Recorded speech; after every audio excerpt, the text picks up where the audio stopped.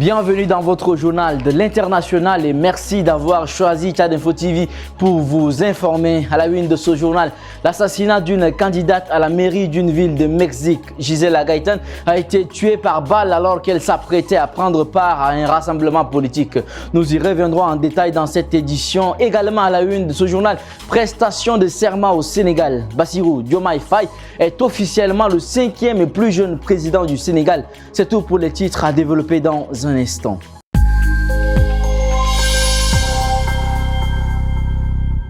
Mesdames et messieurs, bonsoir et bienvenue si vous nous rejoignez. Une candidate à la mairie d'une ville dans le centre du Mexique a été assassinée alors qu'elle s'apprêtait à participer à un rassemblement politique ce lundi. La victime, Gisela Gaitan, est morte de blessures par balle selon le parquet qui a ajouté que l'attaque qui s'est produite dans la localité de San Miguel Octopan à Celaya avait également fait 3 blessés. Commentaire de la rédaction. La victime, Gisela Gaitan, est morte de blessures par balle.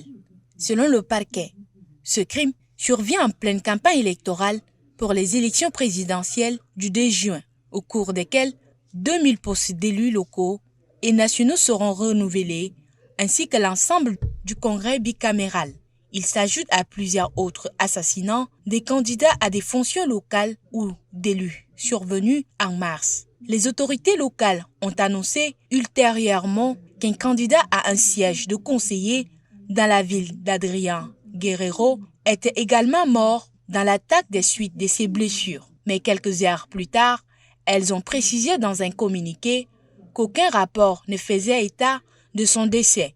Le secrétariat à la sécurité de l'État n'a pas précisé dans le document qu'il se trouvait avec Madame Gaitan lors de cette attaque. Selon des médias locaux, Gaitan avait 38 ans. Elle a été tuée alors qu'elle s'apprêtait à participer à un rassemblement politique. Avant elle, en mars, ce sont 2 candidats à la mairie des villes dans les États de Puebla et Guerrero qui ont été tués. Du 4 juin 2023 au 26 mars 2024, 50 personnes ont été tuées dans des épisodes de violences électorales et 26 d'entre elles briquaient des mandats selon un rapport du groupe de réflexion Laboratorio Electoral.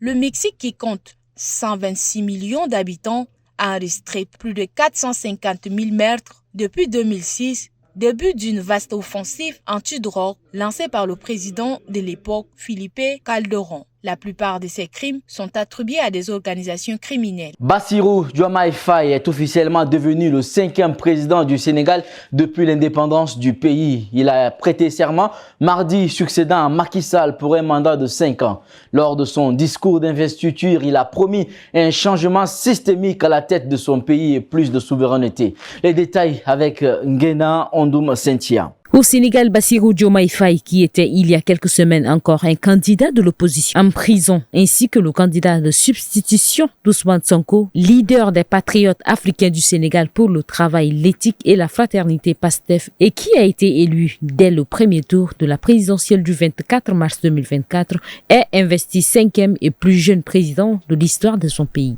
Devant Dieu et devant la nation sénégalaise, je jure de remplir fidèlement la charge de président de la République du Sénégal, d'observer comme de faire observer scrupuleusement les dispositions de la Constitution et des lois, a-t-il déclaré, la main droite levée, devant des centaines d'officiels sénégalais et 8 chefs d'État africains au centre des expositions de la ville nouvelle de Diamniadio, près de Dakar. 8 chefs d'État avaient fait le déplacement, parmi lesquels le président de la Commission économique des États d'Afrique de l'Ouest, le Nigérien Boula Ahmed Tinubu, mais aussi le président de Mauritanie, de Gambie, de Guinée-Bissau et de Guinée-Conakry. 14 pays africains en tout étaient représentés. Dans la même soirée du mardi, le président Bassirou Diomaye Faye a nommé Ousmane Sonko Premier ministre, figure clé qui a contribué à la victoire de ce dernier à la présidentielle au Sénégal. Ousmane Sonko est le visage de l'opposition à Macky Sall engagé contre la corruption. Il aura été visé par plusieurs affaires judiciaires au fil des dernières années avant d'être libéré de prison 3 semaines avant le scrutin. Dans le même sens de l'actualité, toujours avec Nguena Ondoum Sentia, ce mardi, Abdel Fattah al-Sisi a prêté serment devant le Parlement pour son troisième mandat à la tête de l'Égypte dans un contexte de graves tensions régionales et d'importantes difficultés économiques.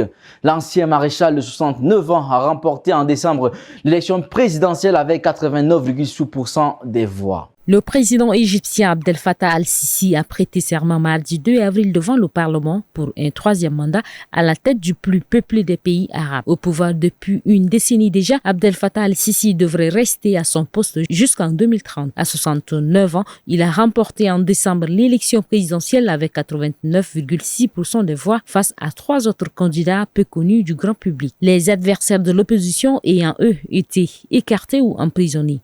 Ex-chef de l'armée et ministre de la Défense, Abdel Fattah al-Sisi avait orchestré en 2013, un an avant son accession à la présidence, la destitution de l'islamiste Mohamed Morsi suite à des manifestations populaires massives. Son mandat, qui a débuté mercredi et pour une durée de 6 ans, est censé être le dernier conformément à la Constitution, sauf si des amendements constitutionnels sont à nouveau décidés pour ouvrir la voie à une prolongation. Abdel Fattah al-Sisi a promis de poursuivre les réformes pour réaliser les aspirations de la nation égyptienne visant à construire un État moderne et démocratique. Grand allié des Occidentaux au Moyen-Chari, Abdel Fattah al-Sisi est épinglé par les ONG pour les milliers de détenus politiques ou des arrestations pour des écrits en ligne. Ses détracteurs fustigent la répression de toute opposition, fût-elle islamique ou libérale. Son investiture intervient alors que l'Égypte subit de plein fouet les répercussions géopolitiques de conflits régionaux se déroulant à ses frontières. À l'est, la guerre entre Israël et le Hamas palestinien dans la bande de Gaza, au sud, la guerre civile qui déchire le Soudan. 7 mois après son coup d'État au Gabon qui a mis fin à 55 ans de dynastie Bongo, le général Brice Oligui Nguema lance à Libreville un dialogue national inclusif et promet la préparation d'élections libres et transparentes en 2025. La rédaction vous en donne les détails. Le général Brice Oligui Nguema a lancé mardi un dialogue national inclusif devant déboucher sur le changement de la constitution du pays. Le président de transition a encore promis des élections libres. En ouvrant le dialogue national qu'il a lui-même initié, le président gabonais de transition a ému le souhait de voir ce dialogue conduire le pays vers une démocratie et un véritable état de droit. Devant les 600 participants, le général Oligui Nguema rassure qu'il veut faire de cette rencontre nationale un cadre propice à l'incubation d'idées novatrices qui inspireront l'écriture d'une nouvelle constitution, mais également la promotion des lois favorisant des élections libres et transparentes. Le président de transition, d'ajouter, a exhorté son auditoire de proposer des orientations appropriées en vue de conduire vers une démocratie et un véritable état de droit. C'est ce que les militaires avaient déjà promis,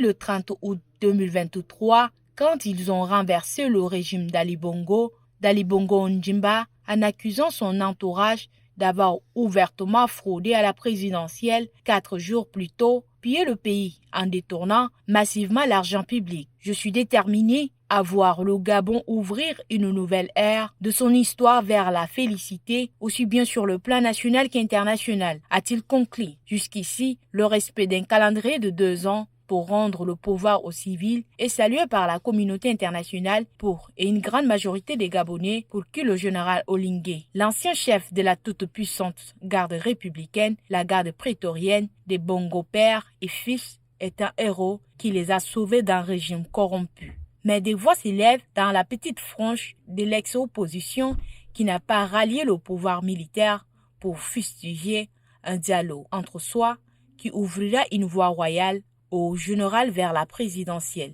L'ancienne présidente du Parlement sud-africain, Mapisa Ngakula, a été arrêtée puis libérée sous caution jeudi sur des allégations de corruption. Ce qui alimente donc le dernier scandale de corruption qui a touché le parti au pouvoir, le Congrès national africain. Néné Fatimé Brahim. Mapisa Ngakula s'est rendue à la police à Pretoria jeudi et a été présentée devant le tribunal de magistrats de la ville. Elle a été libérée sous caution de 500 000 rands, environ $2 670. L'ancien président du Parlement a maintenu son innocence, affirmant que les accusations portées contre elle étaient politiquement motivées alors que le pays se prépare à des élections nationales plus tard cette année. Ces événements font suite à des semaines de controverses concernant des allégations selon lesquelles Mapiza Kakula aurait reçu 11 paiements en espèces d'un entrepreneur en défense pendant son mandat de ministre de la Défense entre 2016 et 2019. Sa maison de Johannesburg a été perquisitionnée par des autorités judiciaires et elle a été informée de l'intention de l'État de l'accuser de corruption et de blanchissement d'argent. Peu de temps après avoir échoué dans une tentative de bloquer son arrestation, Mapiza Kakula a démissionné de son poste de présidente du Parlement et de députée. Devant le tribunal, elle a plaidé qu'elle n'était pas en risque de fuite et qu'elle avait beaucoup à perdre en évitant son procès, y compris sa pension d'État et l'accès à ses enfants basés à Johannesburg. Le procureur n'a pas contesté sa demande de caution. L'affaire a été ajournée au 4 juin.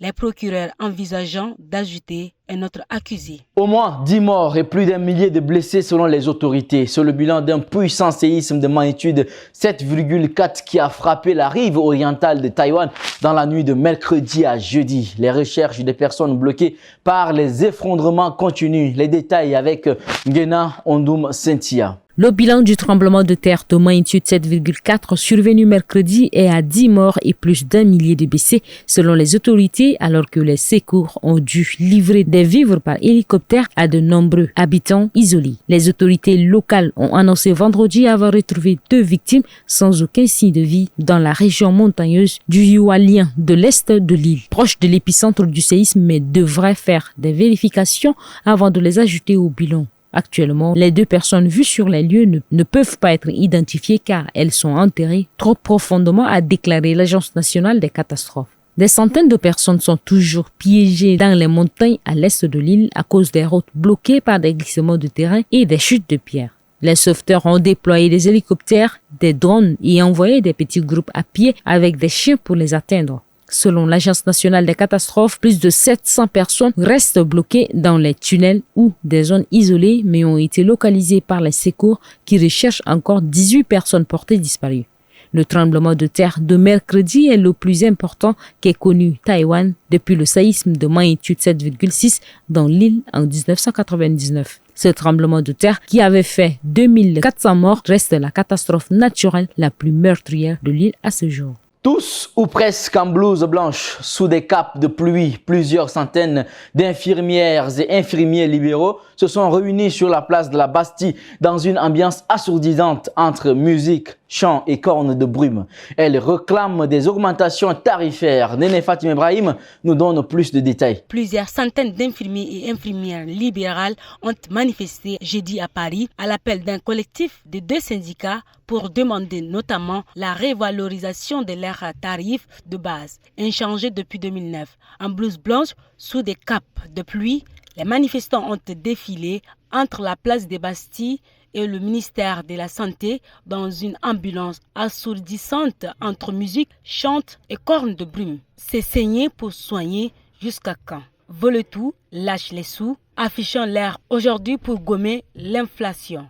Les infirmières et infirmiers contraints d'enchaîner les patients et sont parfois amenés à choisir des pratiques certains actes plutôt que d'autres, a-t-elle décrié, assurant touchant 8,83 € pour une prise de sang à domicile. La brise de base de tarification des soins infirmiers est inchangée depuis 2009. Seules des revalorisations ponctuelles ont eu lieu depuis.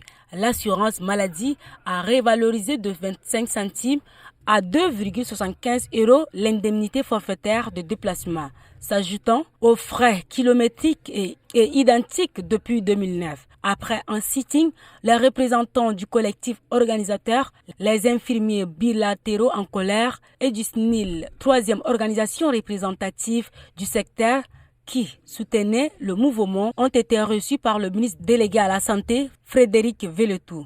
Les 2 autres syndicats représentatifs de FNI, Fédération nationale des infirmiers et Convergence infirmière, n'ont pas appelé à manifester, mais réclament, eux aussi, l'ouverture d'une urgente de négociations tarifaires. La France compte environ 100 000 infirmières et infirmiers libéraux. Et c'est ici que s'achève cette édition, mesdames et messieurs. Merci de l'avoir suivi. On se donne donc rendez-vous dimanche prochain pour un autre journal de l'International. D'ici là, portez-vous bien et très bonne suite de programmes sur Tchad Info TV.